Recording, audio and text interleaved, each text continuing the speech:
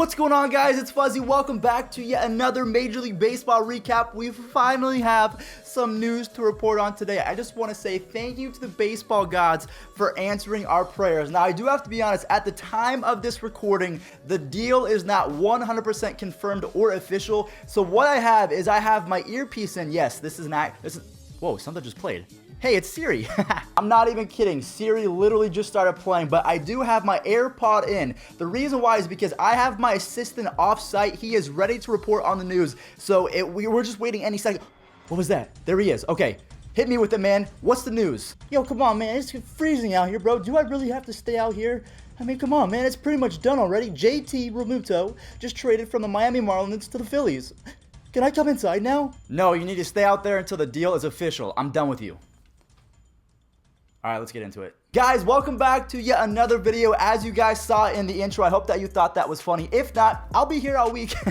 My jokes are sometimes good, sometimes bad. They're hit or miss, who knows. If you guys don't keep up with Twitter, don't worry, I got your back. I have all of the Twitter notifications turned on for Ken Rosenthal, John Heyman, Joel Mondesi. I don't even know all the different reporters, but if there's an MLB reporter, I am following them because I am trying to stay up to date so I can give you guys the news first, because some of you are at school, some of you are at work, so you don't have time to keep up to date, but I do. I just live and breathe baseball. So let's get into the trade that just kind of went down. Again, the reason why I have to say kind of is because sources confirm that there's a couple different players already involved in the trade and that they're just reviewing physicals. So if they're confirmed, what's the holdup? So the Miami Marlins actually have already gotten a pretty good haul for this trade. In return for JT Realmuto, the best catcher in baseball, at least in my opinion. Hopefully Buster Posey can come back healthy and regain that position. But for right now, I think that JT is the best all-around catcher in baseball.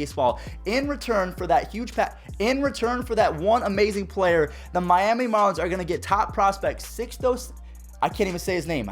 The Miami Marlins are getting top prospect Sixto Sanchez. It took me about 10 takes just to get that name right. And then also their catcher, Jorge Alfaro. So we have JT Realmuto going to the Phillies in exchange for Jorge Alfaro and again, Sixto Sanchez. But the holdup is the fact that the Marlins, they're not content with that. They want even more. We are going to break this trade down piece by piece so we can see who really did win this trade. But there is a brand new tweet that is surfacing right now saying that there is an update. The Marlins, they want two more prospects by the name of Luis Garcia and a right-handed pitcher named Spencer Howard.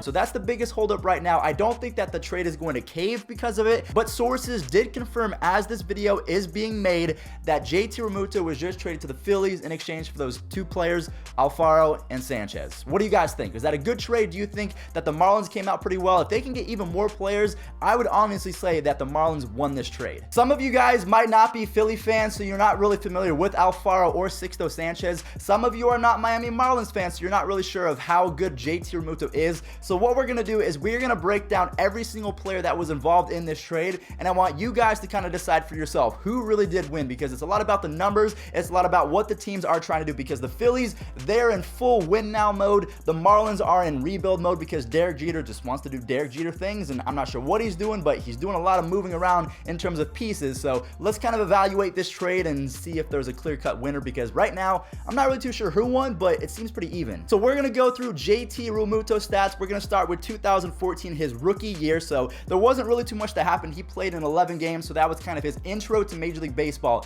In 2015, at 24 years old, JT Realmuto hit .259 with 10 home runs and 47 RBIs, but he also had 8 stolen bases. So that's one thing that I have to bring out about Realmuto. I know he didn't have a great year. It was only his second season, his sophomore season in the MLB, but the man can run as well. He's actually the fastest catcher in baseball. Fun fact for you. The following year in 2016, at 25 years old, JT Realmuto played in 137 games. He had 60 runs, 154 base hits, 31 doubles, 11 home runs, 48 RBIs, 12 stolen bases, and a .303 batting average. So he did it all. Also, JT Realmuto has one of the best arms and gloves in all of the games. So again, you're getting one of the best overall players at his position that you can find. In 2017, JT Realmuto had 148 base hits to go along with 17 home runs, 65 RBIs, and a .278 batting average. So he increased increased his home run percentage, so his OPS did go up from a 771 to a 783. But in 2018, JT Realmuto was the full package again. The reason why some people rate him as the best catcher in baseball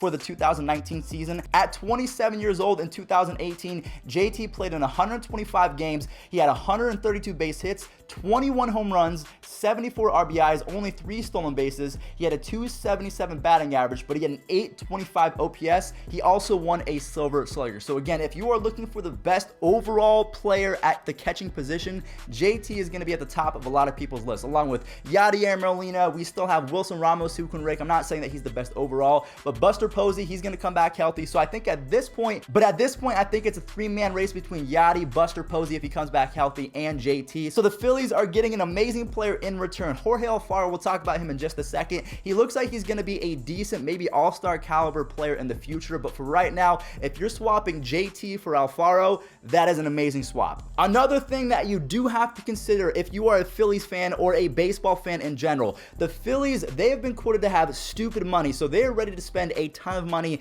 in this offseason, and also they're willing to move parts as well to accommodate trying to spend a ton of money. The only reason why I'm a little bit weirded out by this trade is because the Phillies, they could have signed Yasmani Grandal to a contract and then gotten Bryce Harper as well in that lineup without having to give up some of their best prospects and players. But instead, they chose to not sign Yasmani Grandal, trade for JT Realmuto, give up top prospects, and then still be in the hunt for Bryce Harper. So you could have had Bryce Harper, a catcher, and your prospects all in the same roster, in the same system, but instead you chose to go a different route. So that's my only kind of con to this deal, is the fact that you had to give up prospects without really thinking about your other options, but that's just me. So yes, I did bring up Bryce Harper. I think that if the Phillies do end up getting JT Realmuto, if this deal is officially confirmed by the time that this video goes up, the Phillies are in a top position to get Bryce Harper, because if you put Harper in that lineup with Realmuto, and then maybe if they sign another bat like Mike Moustakas, because again, the Phillies have stupid money, that lineup is going to look like Cesar Hernandez, you have Andrew McCutchen in there, Rhys Hoskins, you have Bryce Harper, you have Mike Moustakas, you have JT Realmuto. Those names alone, I'm probably forgetting a few players. Odubel Herrera, who was an MVP candidate in the first half of 2018. That lineup is scary. It's just a little unfortunate because the Phillies do not have the best pitching. Really, aside from Aaron Nola, I'm not entirely sure if Phillies fans are confident in that rotation, but we'll see how it goes. Maybe they make a few more moves. Maybe they sign Gio Gonzalez. I think that that would be helpful as well. But even if they don't get Bryce Harper, I think that the JT Realmuto trade makes the Phillies at least a playoff contender. I don't think they're a World Series contender just yet, but if they are able to add Bryce Harper or Mike Moustakas or all three of those guys to those mix and then pick up a starting pitcher, the Phillies are going to be legit. Watch out for them. So the top prospect involved in this deal is Sixto Sanchez. I guarantee you guys cannot say that name 10 times fast, but he is the 13th top rated prospect in all of baseball for the 2019 season. He's been with the Phillies since he was 16 years old. Since he's been able to drive, he came from the Dominican Republic. He has been with that same team. Now he's 19 years old. So last year, we're only going to talk about, or we'll talk about 2017 as well. So in 2017, his total stats,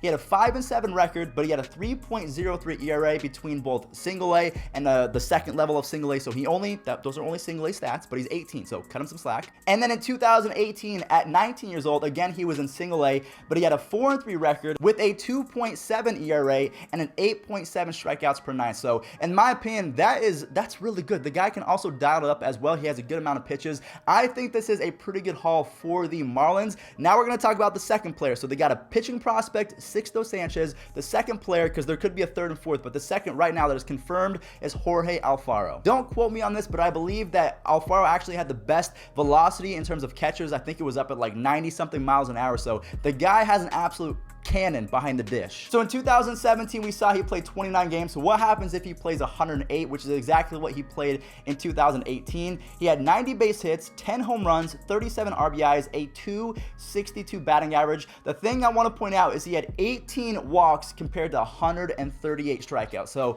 plate discipline is not going to be this man's forte. He's going to hit a few home runs. He's going to throw a lot of players because he has an absolute cannon, but that's really all that you're going to get. Whereas opposed to JT Realmuto, you get a guy that's going to hit 20 home runs, get you 30 doubles, throw you out a good amount of runners, maybe steal you a bag or two, and actually be of use on the base pass as opposed to Jorge Alfaro. So I'm saying right now, it seems like a pretty fair trade. I think that both teams got what they wanted, but if the Phillies give up a few more prospects, whether it's Luis Garcia or Spencer Howard, I might have to lean towards the Marlins because right now it's even, but if the Marlins get even more players, I'm going to have to say the Marlins won this trade. Although I think it benefits both teams, I think there will be a winner. Guys, before we wrap up the video, because the first headline was the biggest story of today, I wanted to make sure that I gave you guys all the little bitty details. So there were 3 more signings in terms of free agents. Brad Boxberger actually just signed a 1-year contract with the Royals.